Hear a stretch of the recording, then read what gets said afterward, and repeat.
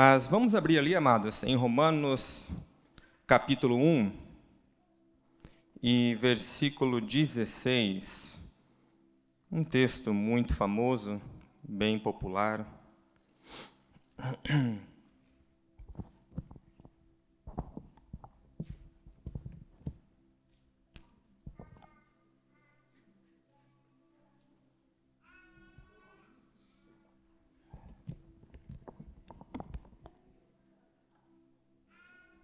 Romanos, capítulo 1, versículo 16. Todos acharam?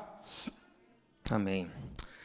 Pois eu não me envergonho do Evangelho, porque é o poder de Deus para a salvação de todo aquele que crê, primeiro do judeu e também do grego. Aleluia. Gostaria de orar mais uma vez com os irmãos. Pai, obrigado, Senhor, pela Tua palavra, Senhor Deus, que é poderosa.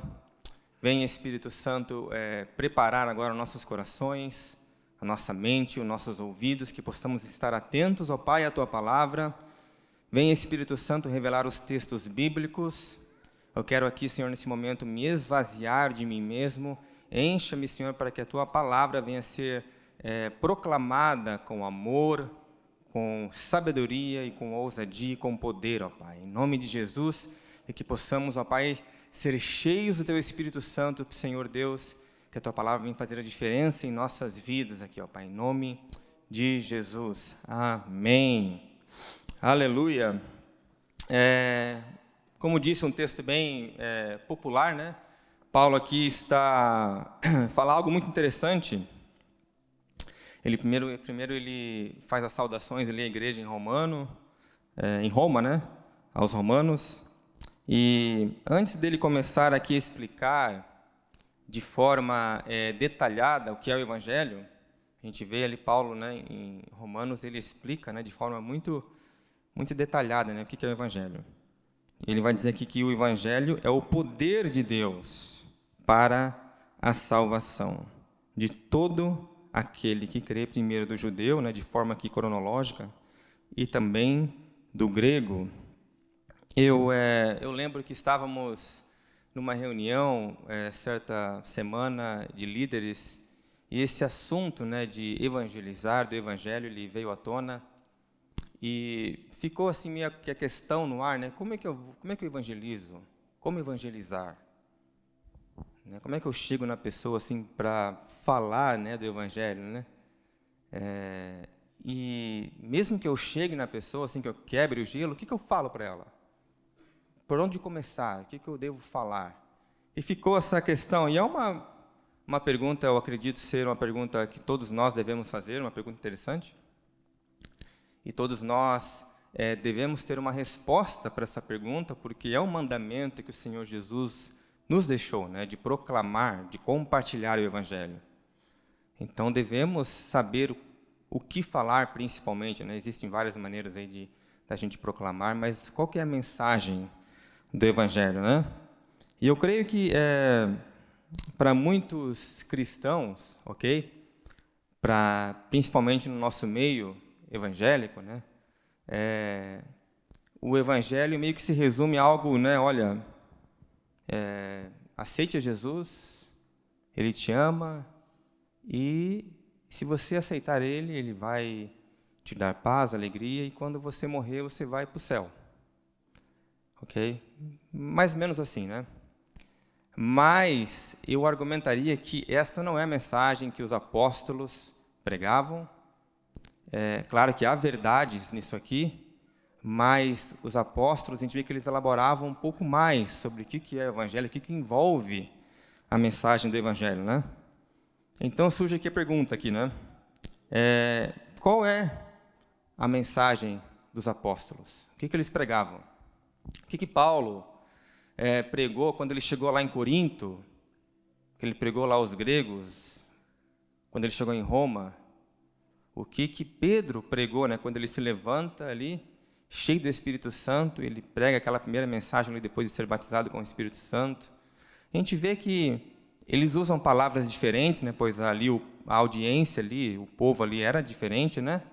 Mas a gente percebe que a mensagem, o núcleo, é a mesma, é o mesmo, apesar de Paulo, né, e Pedro e outros usarem palavras diferentes, né? Há diferenças ali na maneira que eles pregavam, mas o evangelho, a mensagem era o mesmo. Eu não estou dizendo aqui que quando a gente morrer, a gente não vai para o céu. A gente vai para o céu quando a gente morre, a palavra é clara nisso, né? O próprio apóstolo Paulo falou que ele desejava mesmo que ele partisse logo para que seu espírito fosse, né, ficasse junto com o Senhor Jesus, mas por causa da igreja ali, ele estava ali ainda. Então, todo cristão que morre, sim, ele vai para a presença de Jesus no céu, né? Mas mesmo aqueles que estão no céu, eles aguardam algo mais, né? A esperança do evangelho não é você viver no céu sem corpo para sempre. Essa não é a mensagem que os apóstolos pregavam, né? Então, antes da gente fazer aqui uma breve introdução, eu quero falar aqui o que o evangelho não é, bem rapidamente. O evangelho ele não é as nossas boas obras, ok? Claro que as boas obras, todos nós devemos viver de acordo com o evangelho, praticar boas obras, mas isso não é o evangelho, ok? Nossas boas obras, elas glorificam a Deus, glorificam ao Pai, como diz aqui em Mateus 5,16, que diz assim: assim brilhe também a luz de vocês diante dos outros, para que vejam as boas obras que vocês fazem e glorifiquem o Pai de vocês que estás nos céus. Então, nossas boas obras, sim, glorificam a Deus, mas o evangelho não se resume a isso. Não se resume a isso. Agora, há como você pregar o evangelho sem fazer boas obras? Sim, você seria meio que hipócrita, né? Desculpa a palavra aqui, né? Você pregar e não viver de acordo com aquilo que você prega. Como os fariseus faziam, né? Os fariseus, eles pregavam a mensagem correta. O próprio Jesus falou: olha, ouçam o que eles dizem, mas não pratiquem o que eles fazem. Porque eles pregavam, só que eles não praticavam. Então, eles eram o quê? Hipócritas. Era um grande problema deles, a hipocrisia. Mas eu argumento que se a gente vive de acordo com o evangelho, não tem como a gente não falar, proclamar o evangelho. Não há como. Há como eu falar sem viver de acordo? Sim, um hipócrita faria isso. Mas se eu vivo de acordo, eu falarei, eu proclamarei, né? O evangelho, no grego, quer dizer o quê? Boas novas. Evangelion, né? Quer dizer boas mensagens, boas notícias, boas novas. E por quê? Ela é uma mensagem, ela é uma notícia, ela precisa ser proclamada, falada. Tem uma frase do Fábio Coelho, né? Que ele fala algo interessante, ele diz assim: o evangelho, ele é simples, mas não é simplista. Ou seja, ele é simples, até uma criança pode entender o evangelho. Você não precisa de PhD, de cursos extras, de currículos, de seminários para poder entender a mensagem do evangelho. Até o John ele consegue entender o evangelho, que tem 5 anos de idade, meu filho. Mas ele não é simplista. Ou seja, mesmo vários anos na igreja estudando, eu ainda estou aprendendo acerca do evangelho, o que envolve esse poder, essa mensagem que Paulo diz aqui que é o poder de Deus para a salvação de todo aquele que crê. Então, se ela é uma mensagem, ela precisa ser exposta, né, amados? Precisa ser proclamada. 1 Pedro 2,9 diz assim: vocês, porém, são geração eleita, sacerdócio real, nação santa, povo exclusivo de Deus. Pedro aqui está dizendo, agora vocês têm uma nova identidade em Cristo. Vocês são nação eleita, geração, sacerdócio real, nação santa, a fim de anunciar, proclamar as grandezas daquele que os chamou das trevas para a sua maravilhosa luz. Aleluia! Temos um objetivo de, como nação santa, sacerdócio real, povo eleito, de proclamar o evangelho. Agora, como isso acontece, daí existem várias formas, né? A gente vê que os apóstolos eles se concentravam mais em falar e em escrever também, né? O Romanos é uma carta que Paulo escreveu à igreja e ele escreveu o Evangelho. E eles falavam, né? Eles iam nas sinagogas primeiros, eles proclamavam o Evangelho, mas eu creio que não se resume a isso. Você pode também cantar, você pode cantar o Evangelho. Existem várias maneiras de você proclamar isso. Podemos usar até a nossa criatividade, né? Particularmente, eu fui assim, um momento na minha vida que eu realmente o Espírito Santo me quebrou no meio, assim, foi numa canção sobre a cruz de Cristo. Não foi numa pregação, foi numa canção. O Evangelho estava sendo pregado ali e eu entendi que a cruz de Jesus, o sangue derramado, era tudo que eu precisava. E sem o sacrifício de Jesus eu não era nada. E veio uma revelação para mim assim que o Espírito Santo me deu, que eu não me aguentei no banco. Quando eu vi, eu estava aqui lá na frente chorando, estava em outro lugar, não lembro direito, mas foi uma revelação que o Espírito Santo me deu ali acerca do sangue de Jesus. Aquilo para mim foi o suficiente, através de uma música, né? Então, sim, podemos anunciar o Evangelho através da música, com certeza, né? Eu separei aqui 2 pontos, amados. Bem rapidamente, não quero demorar muito. E o primeiro, eu creio que é bem mais conhecido entre nós. Quando eu falo entre nós, eu digo entre nós, o povo, né, cristão aqui, evangélico e tal. Mas o segundo, eu percebo que não é muito falado, não é muito comentado, ou não é muito elaborado, né? É até falado, mas não é muito elaborado. O primeiro ponto aqui vai dizer que o Evangelho nos diz que Deus nos salvou, mas Ele nos salvou de quê? Do que nós fomos salvos? Romanos capítulo 1, versículo 18.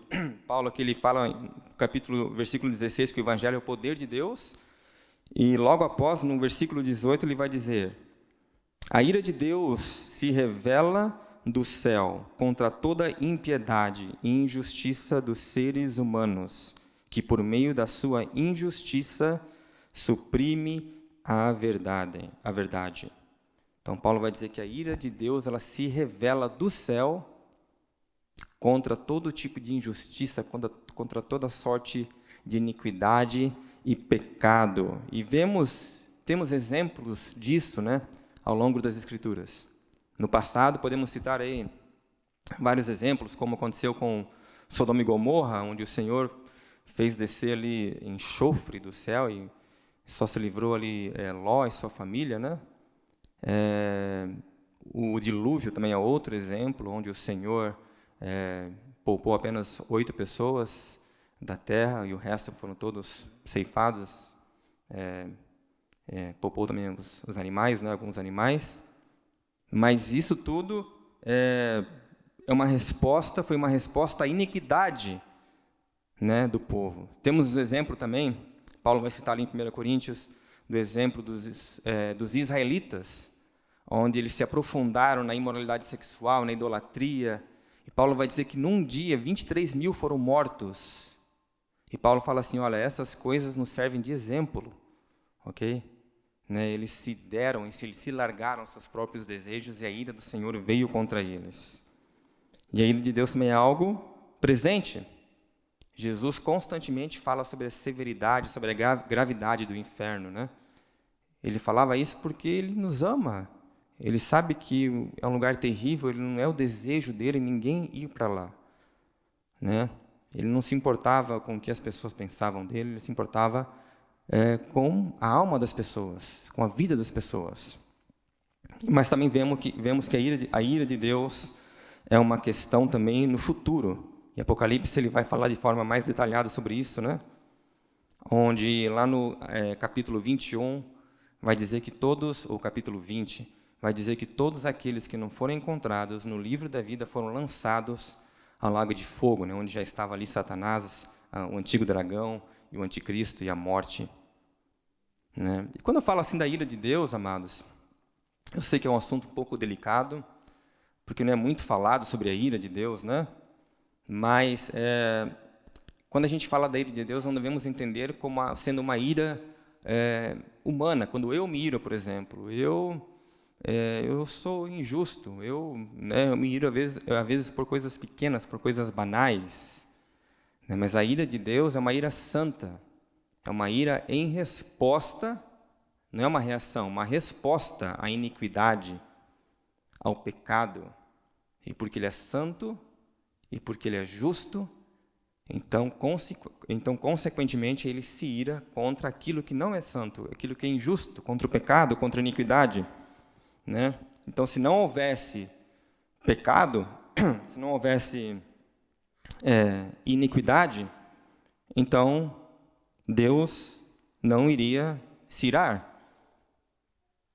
Então, antes da rebelião, eu acredito que Deus não se irava, porque não havia pecado. Antes do pecado entrar na criação, porque a ira de Deus, a Bíblia é clara que é uma resposta. Paulo fala que a ira de Deus se revela contra a impiedade, contra a injustiça. Então, enquanto há pecado, maldade e injustiça, o Senhor revela a sua santa ira contra tais coisas, né? Aqui em Colossenses, capítulo 3, e versículo 5, Paulo vai dizer assim: portanto, façam morrer tudo o que pertence à natureza terrena. Agora ele vai dizer aqui algumas coisas, né, que pertencem à natureza terrena. Imoralidade sexual, impureza, paixões, maus desejos. Maus desejos. Quem aqui tem maus desejos? Eu tenho maus desejos, amados. Eu não me deixo ser levado por eles, glória a Deus por isso, mas sou tentado muitas vezes com maus desejos.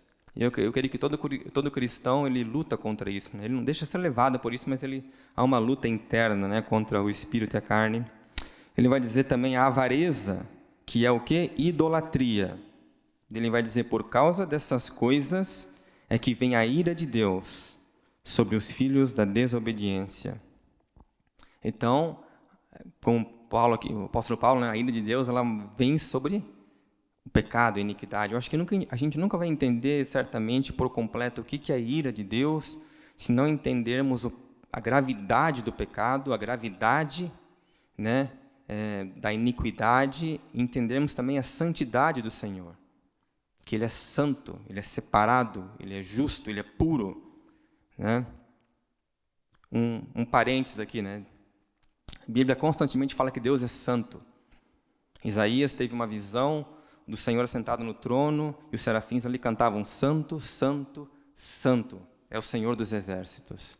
Então, somente Ele é santo. Ele é dele que sai a santidade. Ele é o autor da santidade. Ele é santo, não há outro igual a Ele, né? E aí, o único motivo que no Novo Testamento nós cristãos somos chamados de santos, porque nós estamos conectados com Ele. Não é porque nós somos moralmente bons, porque fazemos boas obras, mas porque estamos nele. Nós vemos várias passagens onde existem lugares santos, mas só é santo porque Deus está ali, porque Ele somente é santo. Como o encontro de Moisés ali na sarça ardente, o Senhor falou assim para ele: Moisés, tira a sandália dos teus pés, porque o lugar que tu pisas é santo. Por que é santo? Porque eu sou santo, Deus fala. Então, nós somos santos porque estamos conectados em Deus, por isso que nós somos chamados de santos. Aleluia. Mas aí ele vai continuar aqui então. Por que então a ira de Deus se revela? Por causa da iniquidade. Então, o Evangelho vai nos dizer que nós somos salvos dos nossos pecados e, consequentemente, nós somos salvos da ira de Deus. Porque todos nós pecamos, amados, todos nós. Romanos 3, capítulo 10, versículo 12, vai dizer: como está escrito, Paulo aqui citando os profetas, né? Não há justo, não nenhum sequer, não há quem entenda, não há quem busque a Deus, todos se desviaram e juntamente se tornaram inúteis. Não há quem faça o bem, não há um sequer. Não há um justo, Paulo fala assim. Todos necessitamos da graça e da misericórdia de Deus, aleluia. Então, qual que é a solução de Deus? O Evangelho vai apresentar a solução para isso, né? Que é um sacrifício perfeito. Um cordeiro sem manchas, sem pecado, sem mácula, um sacrifício perfeito para que possamos ser perdoados. Então, Deus envia o seu Filho. Primeiro, é uma notícia não agradável, né? Do pecado, da punição do pecado, da consequência do pecado, que é a morte, da ira de Deus sobre os filhos da desobediência. Mas o Evangelho é notícia boa, mas só é boa porque tem uma notícia ruim antes, né? E a boa é que Deus é amor. Ele tem santa ira, santa justiça, mas Ele é misericordioso e Ele é amor. E Ele enviou o seu Filho em favor de todo o ser humano. Por isso que a cruz, amados, é algo maravilhoso.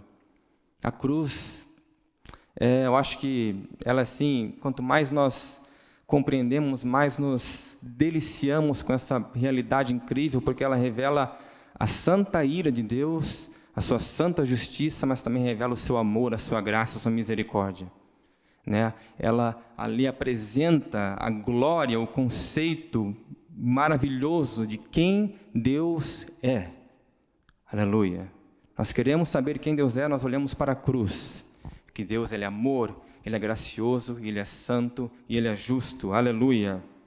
Aleluia. Romanos, capítulo 8, e versículo 1 diz assim: agora, pois, já não existe nenhuma condenação para os que estão em Cristo Jesus. Então, Paulo, ele começa falando ali em Romanos sobre que a ira de Deus se revela contra toda sorte de impiedade e injustiça. No capítulo 3, ele diz que não há nenhum justo sequer.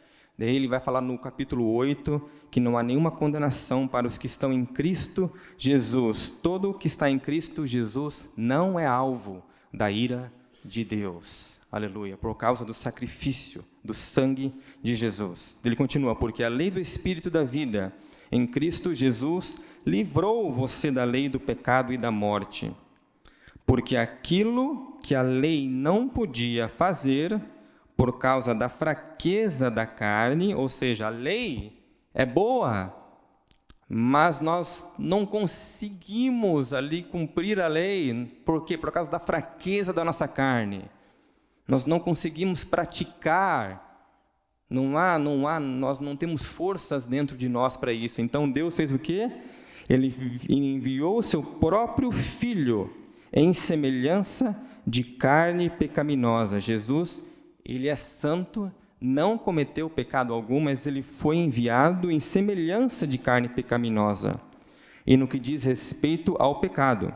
E assim, Deus condenou o pecado na carne. Que carne é essa? Na carne de Jesus. Jesus, Ele foi, a carne de Jesus, o corpo de Jesus, Ele foi punido por causa do pecado. Na verdade, o pecado foi punido no corpo de Jesus. O pecado foi punido na carne de Jesus.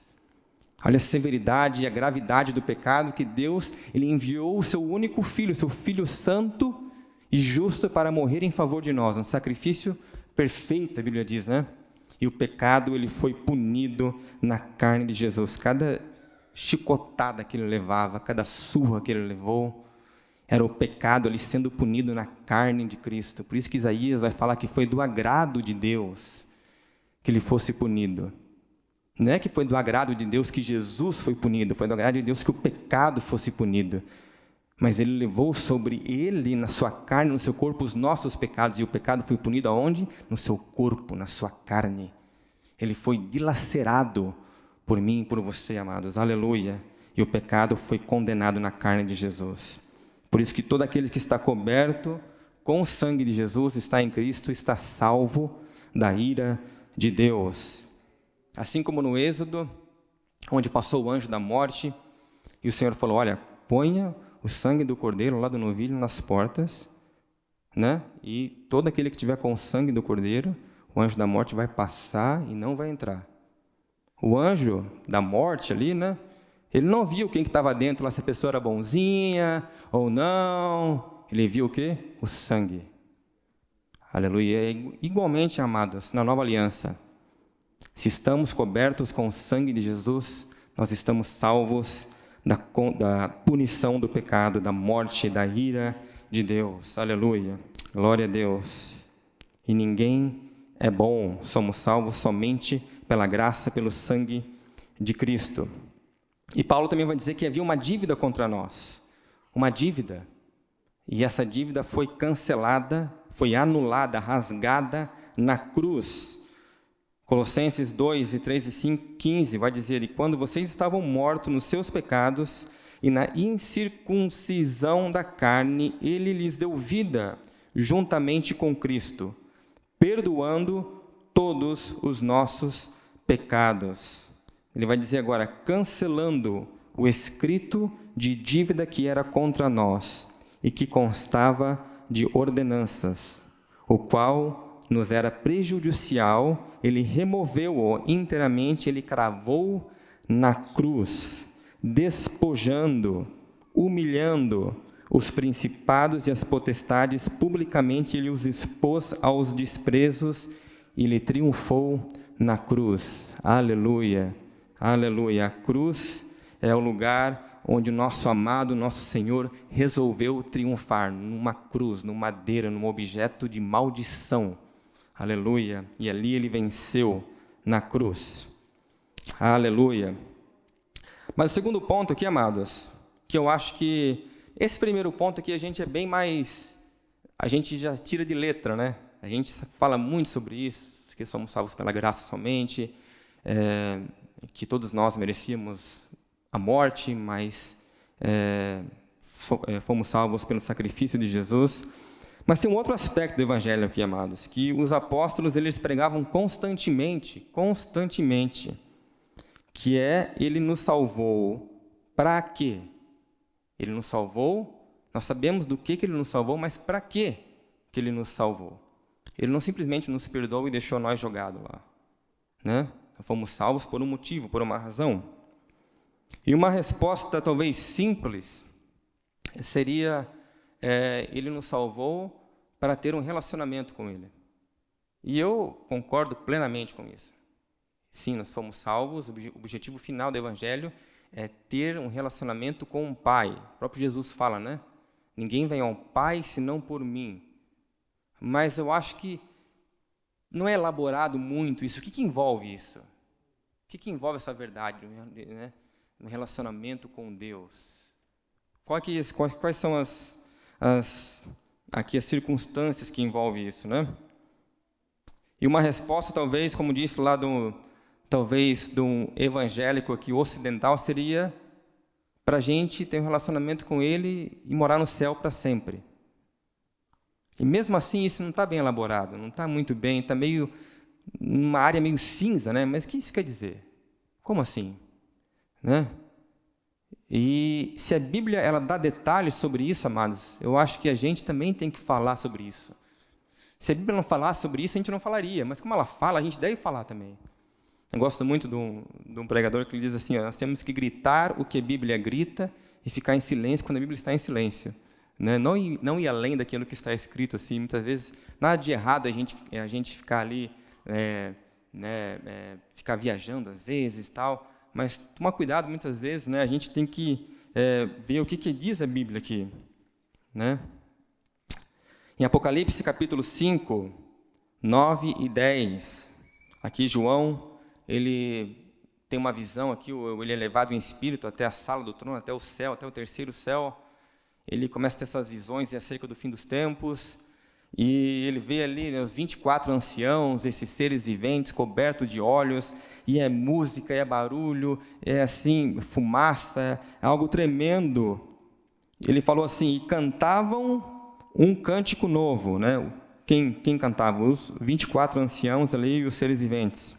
Digno és de pegar o livro e de quebrar os selos. Aqui, então, esses seres celestiais estão cantando para Jesus. Né? Aqui, abro um outro parênteses aqui, porque eu acho lindo, porque constantemente a Bíblia fala sobre o que está acontecendo lá no céu, e toda vez fala que tem música no céu. Eles não estão falando, que eles estão cantando uma realidade, né?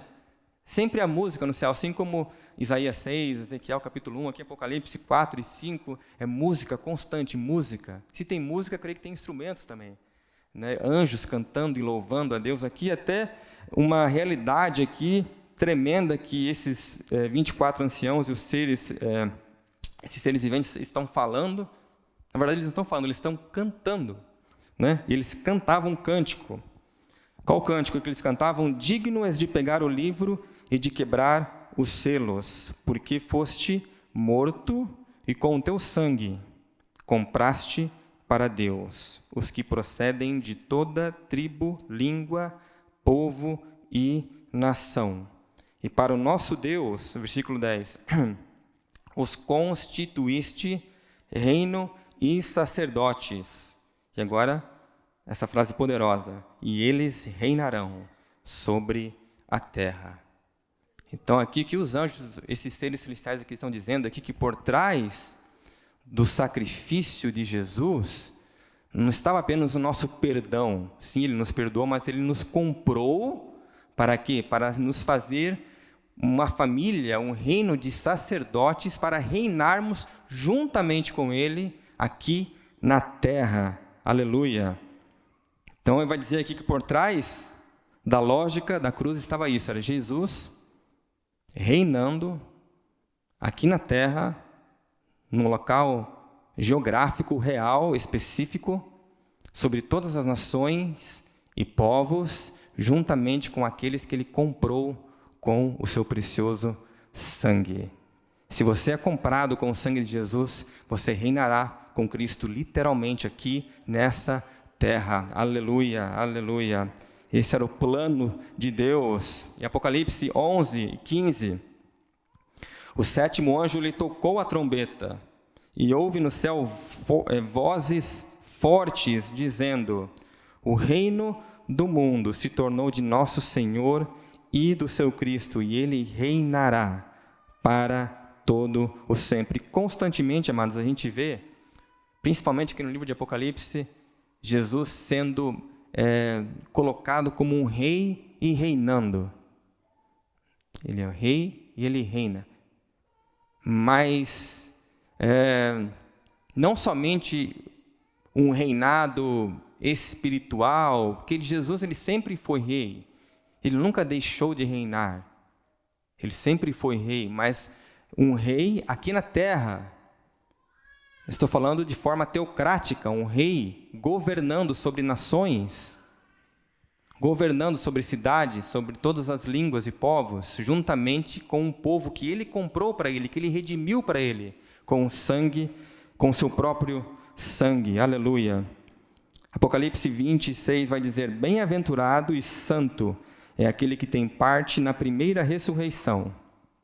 Então, João aqui vai dizer que tem mais de uma ressurreição. Tem a primeira ressurreição, né? E a segunda ressurreição é só depois, lá antes do juízo final. Então, bem-aventurado e santo é aquele que tem parte na primeira ressurreição, que acontecerá no arrebatamento da igreja. Sobre esses, a segunda morte não tem poder. Pelo contrário, serão sacerdotes de Deus e de Cristo, e o que? Reinarão com Ele os 1000 anos. Aleluia. Outra passagem aqui em Isaías, capítulo 6 e 7, uma passagem onde a gente usa muito, né, nos cartões de Natal, que diz assim: porque um menino nos nasceu, um filho se nos deu, o governo está sobre os seus ombros. O seu nome será chamado Maravilhoso, Conselheiro, Deus Forte, Pai da Eternidade, Príncipe da Paz. Aleluia. Nós cremos nisso, né? Que um menino literalmente nasceu. Isso aqui não é uma simbologia, um menino, uma criança, literal, nasceu, Jesus, de uma mulher, ok? Mas aqui continua.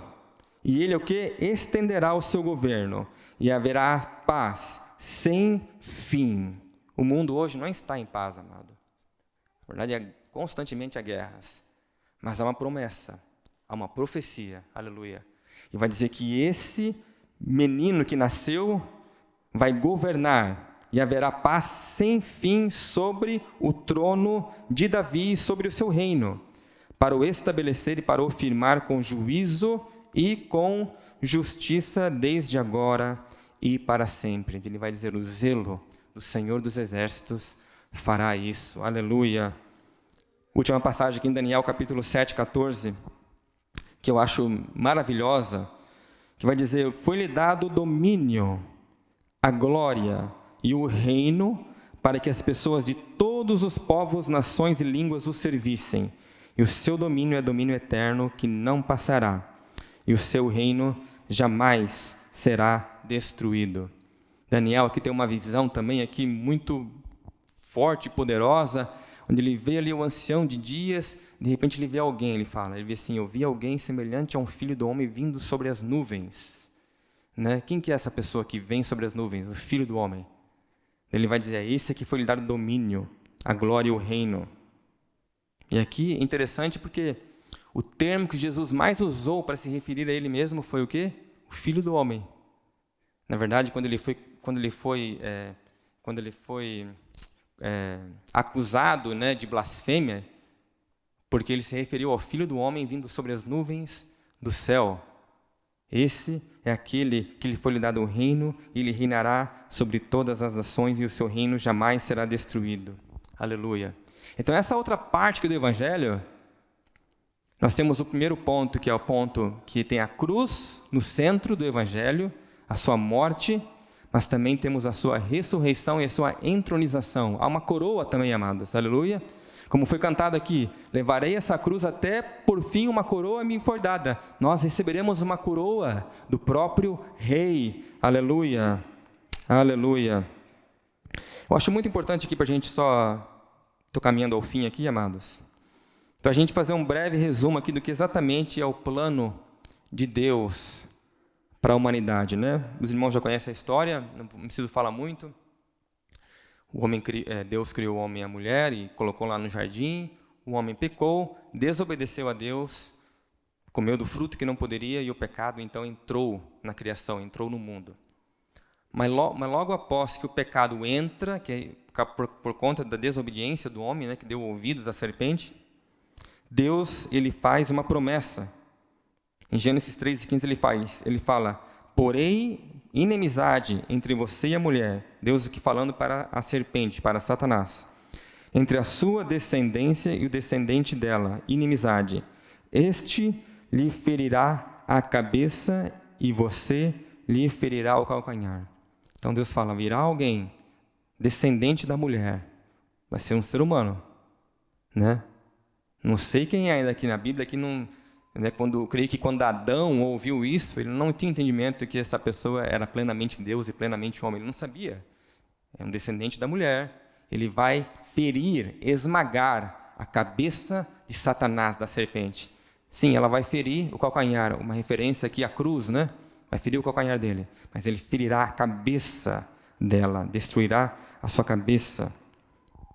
Mas a gente vê então que o pecado aqui, então, ele entrou na criação e não somente afetou o relacionamento do ser humano com Deus, como afetou toda a Terra, toda a criação, todo o cosmos.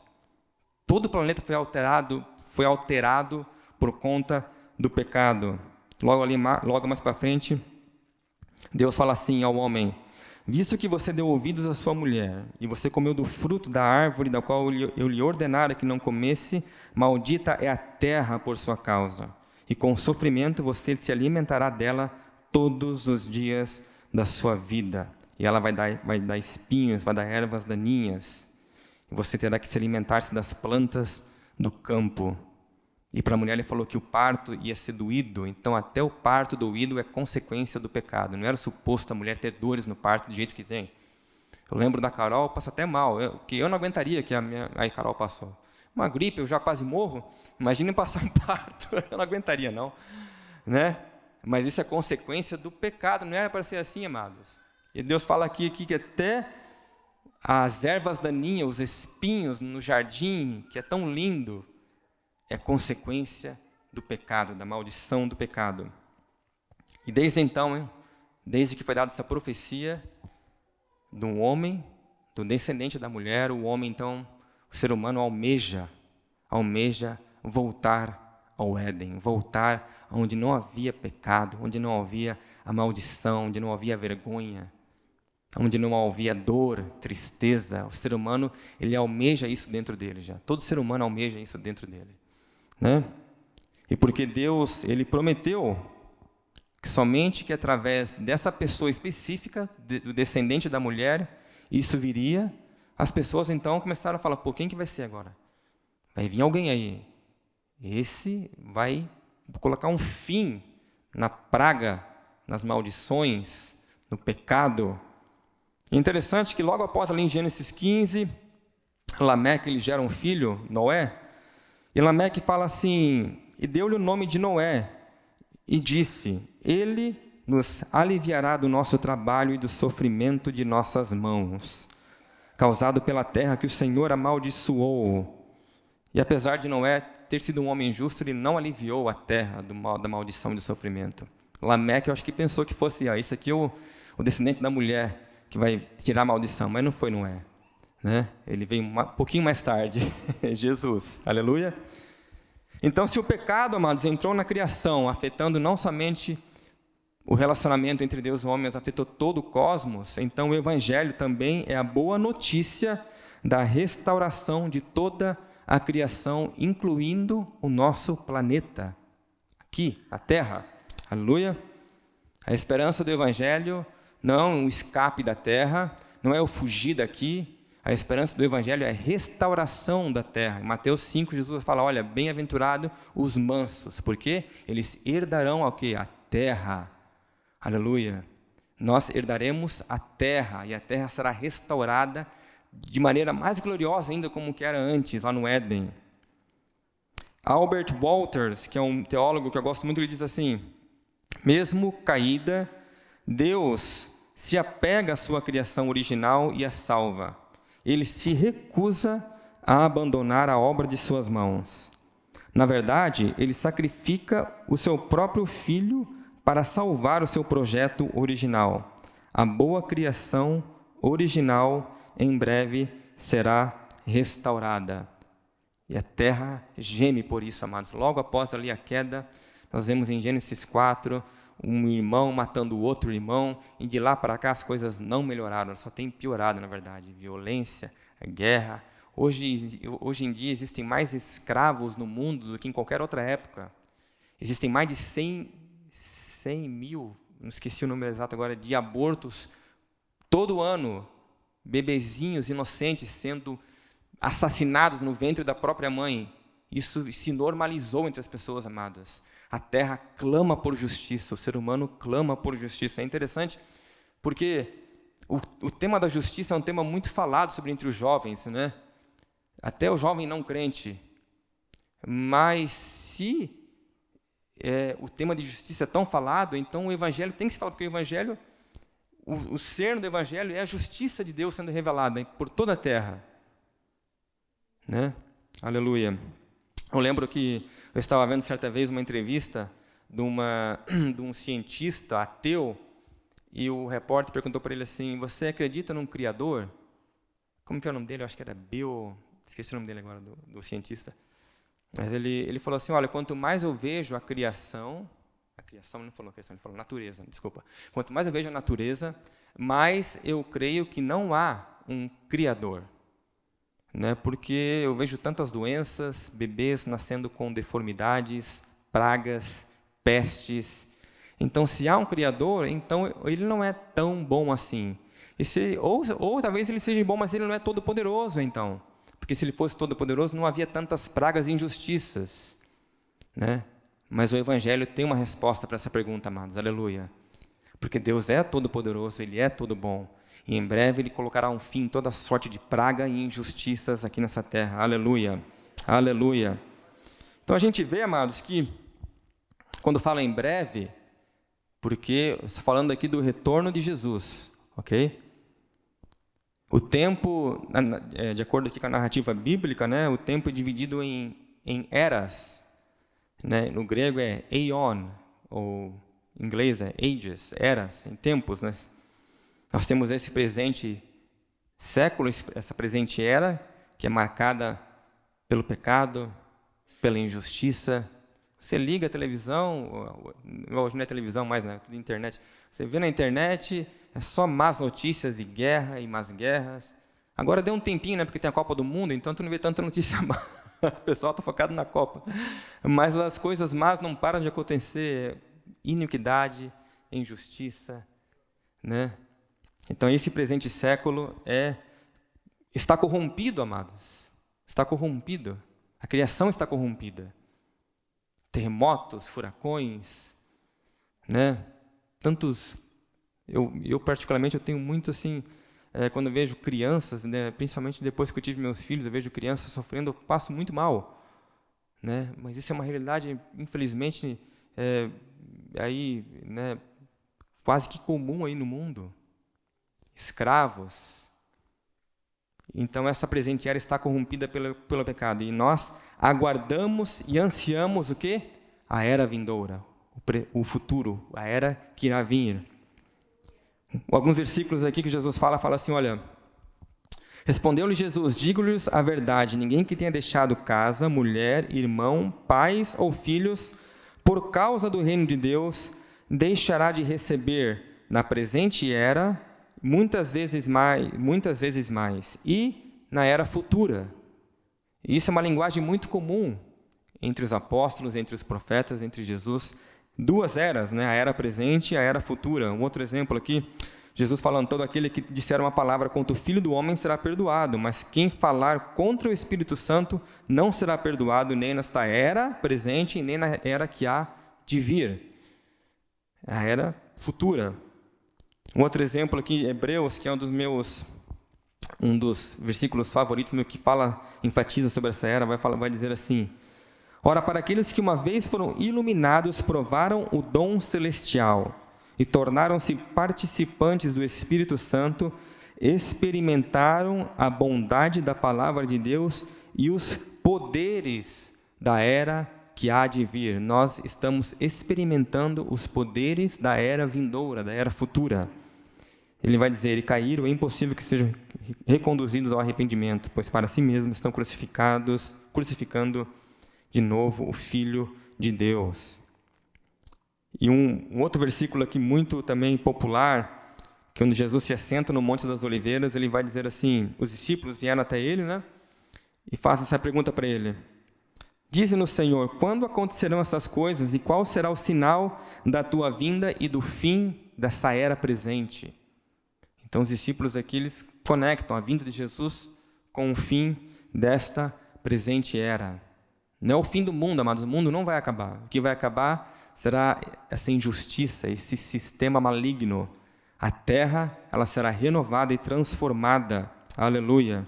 E a vinda de Jesus, então, ela marcará o fim desta presente era e iniciará a era vindoura, que será marcada por justiça, por glória, por paz e alegria. Aleluia. A era que há de vir, onde o conhecimento do Senhor cobrirá toda a terra. Não mais você vai precisar evangelizar as pessoas. Não mais você vai precisar falar de Jesus, porque toda a terra se encherá do conhecimento da glória do Senhor. Abacuque 2:14, porque a terra se encherá do conhecimento da glória do Senhor, como as águas cobrem o mar. Já viu como que é um mar coberto de água? Você não vê nem a terra, né? Ele é coberto de água. E há uma profecia, há uma promessa que um dia toda a terra, assim como as águas cobrem o mar, toda a terra se encherá, será coberta do conhecimento da glória de Deus. Já pensou como será maravilhoso isso, amados? Aleluia, aleluia. Então, a gente vê então que essa presente era marcada por corrupção, então nós aguardamos o quê? O dia do Senhor, que é um evento, né? Que está conectado ali também com a volta de Jesus. Ao longo dos profetas, nós vemos os profetas falando de um dia onde o próprio Senhor desceria do céu, executando o juízo, ok? E dando aí galardões aos justos e reinando sobre as nações e sobre a terra, executando juízo contra os ímpios. Isaías 13:6 vai dizer, lamentem, pois o dia do Senhor está perto. Joel 1,15, ah, que dia, porque o dia do Senhor está perto. Sofonias 1,14, está perto o grande dia do Senhor. Constantemente nós vemos essa mensagem, amados. E no Novo Testamento é a mesma coisa.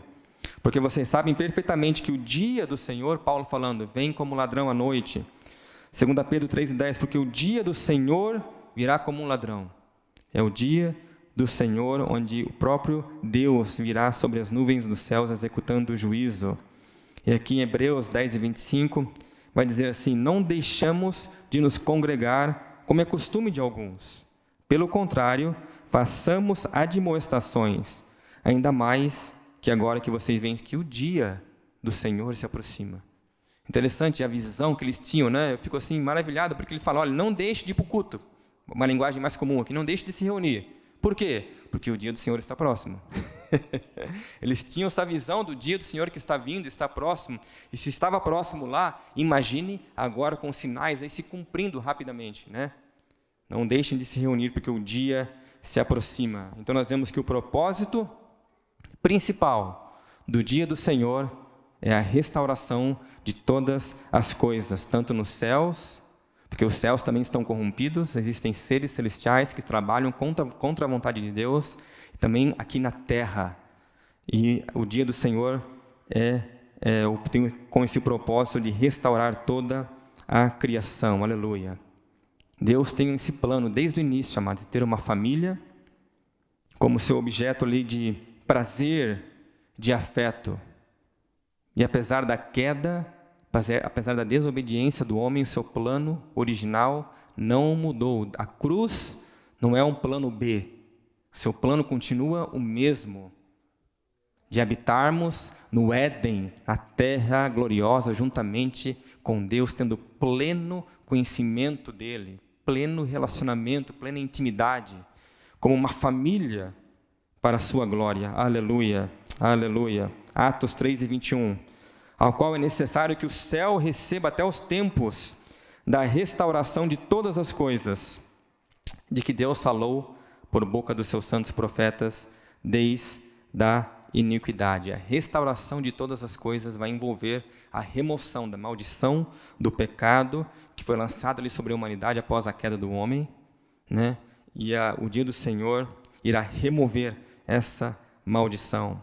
É por isso que Pedro vai dizer lá em 2 Pedro 3:13, nós, porém, segundo o que? A promessa do próprio Deus, esperamos novos céus e nova terra, na qual habita a justiça. Nós clamamos, ansiamos por novos céus e por nova terra, onde a justiça será ali plena. Aleluia. E está chegando esse dia, amados, um dia onde o céu será transformado, a terra será transformada, onde não haverá mais pecado, morte e nem dor. Aleluia. Romanos capítulo 8 vai dizer assim, porque para mim, no versículo 18, e eu estou terminando aqui já, porque para mim tenho por certo que os sofrimentos desse tempo presente, ou dessa era presente, não podem ser comparados com a glória que há de ser revelada em nós. Paulo está falando, olha, sim, nesse presente século nós temos sofrimento, nós temos angústias e dor, mas elas não se comparam com a glória vindoura, com a glória que será revelada em nós. Aleluia. Não tem comparação. Sim, o sofrimento é algo real. Negar isso, amados, é negar a realidade. Não é como negar que todos nós sofremos, todos nós temos dor. Mas Paulo fala que esses sofrimentos são temporais. Eles não se comparam com a glória futura, com a glória que será revelada em nós. Ele continua, a ardente expectativa da criação aguarda a revelação dos filhos de Deus. Paulo falou que a criação aqui, ela está aguardando a revelação. Por quê? Porque antes da terra ser restaurada, nós receberemos um corpo glorificado. Então a terra não será restaurada sem que eu e você recebamos primeiro um corpo glorificado. Pois a criação que está sujeita à vaidade, não por sua própria vontade, mas por causa daquele que a sujeitou, na esperança de que a própria criação, olha que lindo isso, ela será liberta do cativeiro da corrupção para a liberdade da glória dos filhos de Deus. Aleluia! Porque sabemos que toda a criação, a um só tempo, ela geme e suporta angústias até agora. Paulo fala que a criação está gemendo, ela suportando angústias, aguardando a revelação dos filhos de Deus, aguardando a ressurreição dos mortos. Ela está gemendo. Ele vai dizer, e não somente ela, mas também nós, que temos as primícias do Espírito, igualmente gememos em nosso íntimo, aguardando a adoção de filhos, a redenção do nosso corpo. Paulo vai dizer que até nós, que temos o Espírito Santo, gememos aguardando a restauração do nosso corpo. Nós gememos esperando por isso, amados. Muitas vezes a gente pensa, que você gemer por algo e passar por dor é algo como se fosse algo assim, até que você está endemoniado, está ruim. Tem que estar feliz o tempo todo, e não é assim, amados. Claro que nós estamos felizes porque nós temos o Senhor conosco, mas todos nós passamos por angústias, e o próprio Espírito aqui diz que geme aguardando. Geme, a gente tem esse muitas vezes, esse desejo de qualquer coisa de dor, a gente cala, a gente não foca, a gente tenta ignorar. E muitas vezes isso não é algo ruim, porque todos nós gememos, amados. Todos nós gememos aguardando a redenção do nosso corpo. Nós ansiamos e esperamos a era vindoura. Aleluia. Eu estava conversando, meu pai agora ele está com, os irmãos já sabem, ele está com mal de Parkinson, e a minha mãe está achando que ele está um pouco de Alzheimer também, porque ele tem ainda umas coisas ali, não está tudo fora ainda ele tem ainda, mas tem dias que ele está pior do que outros dias, né? E eu clamo, assim, amados, sinceramente eu oro pela cura dele, mas ao mesmo tempo eu tenho plena certeza que em breve ele será curado. Ele receberá um corpo, uma mente renovada e glorificada. Meu pai é o maior exemplo de cristão que eu tenho, amados. Então eu não fico triste. Eu fico triste dessa situação, obviamente, de ver, a praga do pecado que se alastra no mundo. E meu pai é só um exemplo, existem tantas pessoas que passam pelo mesmo problema. Mas haverá um tempo, haverá uma era vindoura, onde isso mais não será, não mais existirá. Aleluia. Isaías 35, versículo 5, vai dizer assim, aqui um versículo, o que vai descrever um pouquinho como é que será. Então se abrirão os olhos dos cegos, e se desimpedirão os ouvidos dos surdos, os coxos saltarão como as corças. Eu amo essa frase, os coxos saltarão como corças. Não vai haver cadeira de roda na era vindoura, mas não vai existir isso. Todos vão andar, não vai existir cego, não vai existir surdo. Aleluia. A língua do mudo ela cantará, pois águas arrebentarão no deserto. Não vai haver mais deserto, vai haver floresta e ribeiros no ermo. Aleluia. Isaías 2:4 vai dizer assim também, ele julgará entre as nações e corrigirá muitos povos, falando do Messias, de Jesus. Este transformarão as suas espadas em lâminas de arado. As armas de guerra vão se transformar para poder capinar, amados, não vai ter mais guerra. Aleluia.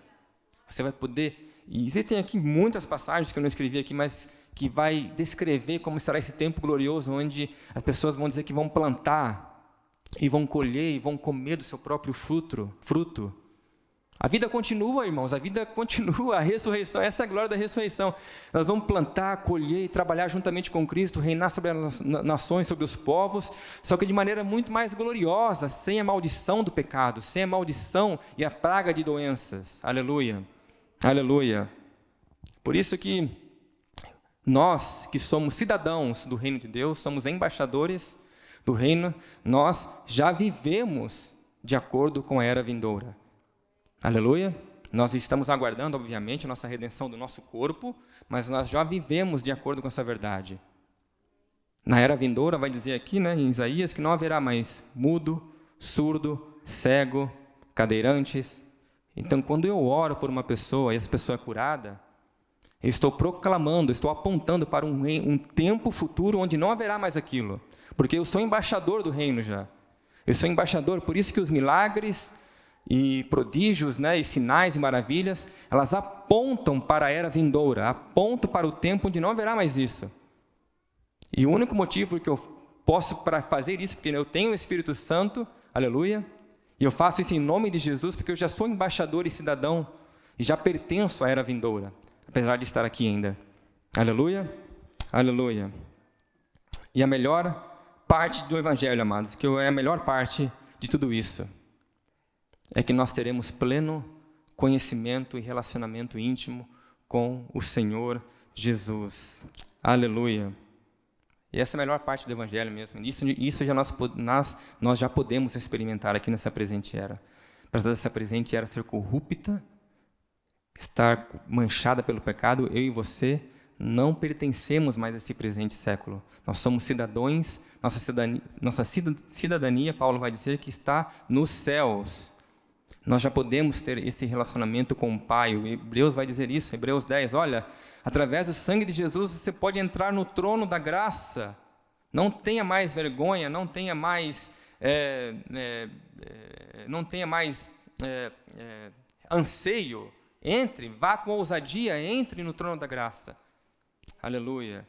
Eu fico vendo os salmos, Davi, Asaf, e eu fico, Senhor, me dá um pouquinho só, 10% do que esses caras tinham, da sede que eles tinham de Ti. Só um pouquinho. Eu vejo Davi ali em Salmos 27, né, ele fala assim, olha, uma coisa eu peço ao Senhor, e a buscarei, que eu possa morar na casa do Senhor todos os dias da minha vida, para o quê? Contemplar a beleza do Senhor, contemplar a beleza da sua face e meditar no seu templo, aleluia. Como Asaf diz no final de Salmo 73, quem mais tenho eu no céu além de ti? E na terra não há quem eu deseje além de ti.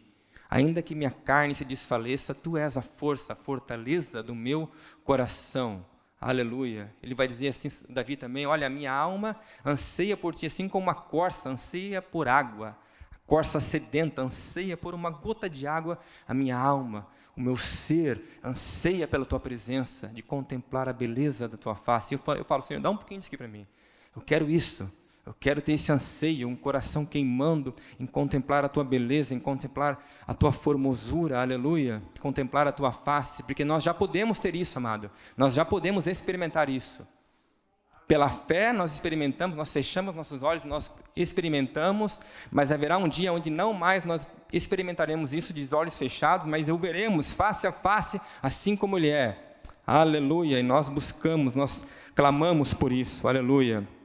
E a gente vê que a maioria dessas revelações dos salmos, revelações messiânicas, elas partem desse ponto de contemplar a beleza do Senhor, né? Davi mesmo, ele era demais nisso. Por isso eu creio que ele era um homem segundo o coração de Deus, porque ele desejava, ele queimava em ver a beleza de Deus. É o estilo de vida dele, né? De estar na presença de Deus, contemplando a sua face, contemplando a sua beleza. E o Evangelho, amados, é a boa notícia, que ele nos proporciona isso, livre acesso ao Pai. Aleluia. Por isso não há como nós escondermos essa mensagem, aleluia. Porque pessoas estão clamando também pelo que nós carregamos, pelo que nós temos. Aleluia.